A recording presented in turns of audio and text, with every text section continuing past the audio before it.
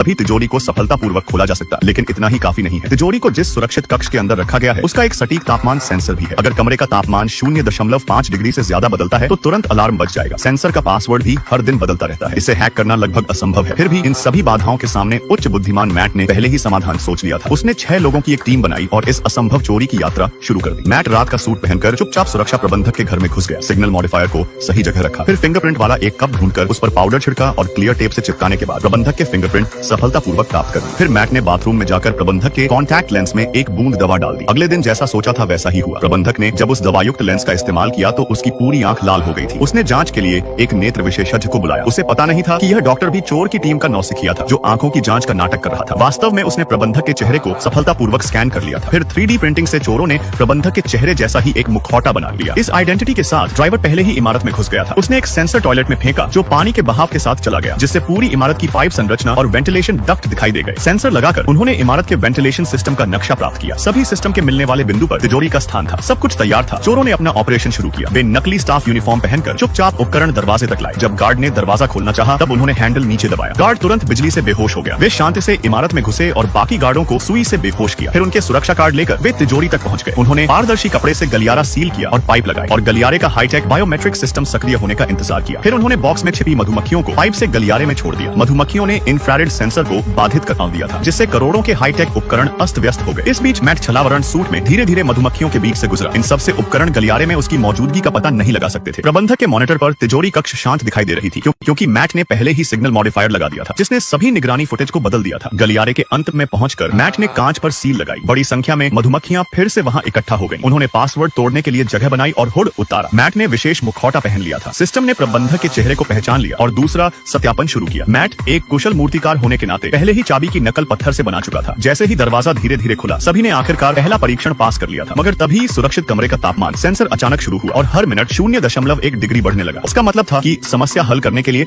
उनके पास सिर्फ 5 मिनट थे। मैट ने बाहर के साथी से संपर्क किया। उसे विस्फोटक उपकरण जल्दी लगाने को कहा। लड़की सावधान हो गई और जब सिर्फ 1 मिनट बचा था उसने आखिरकार विस्फोटक सेट कर दिया। फिर जैसे ही साथी ने विस्फोट बटन दबाया, सुरक्षित कमरे के ऊपर पानी का पाइप फट गया, जिससे बड़ी मात्रा में पानी कमरे में घुसने लगा था और ऊपर का तापमान सेंसर तुरंत शॉर्ट होकर सफलतापूर्वक निष्क्रिय हो गया। अब वे अंदर जाकर तिजोरी तोड़ सकते थे। इस स्तर की तिजोरी के लिए दोनों दरवाजों के ताले एक साथ खोलने होते हैं। उन्होंने पेशेवर साउंड एम्पलीफायर लगाया। दोनों ने एक साथ काम शुरू किया और मैट के निर्देशन में उन्होंने तिजोरी का पहला लॉक बॉक्स सफलतापूर्वक खोल दिया था। अंदर बॉन्ड देख लुटेरे उत्साह से चिल्लाए, लेकिन वे रुके नहीं और तेजी से अगली तिजोरी तोड़ने के काम पर लग गए।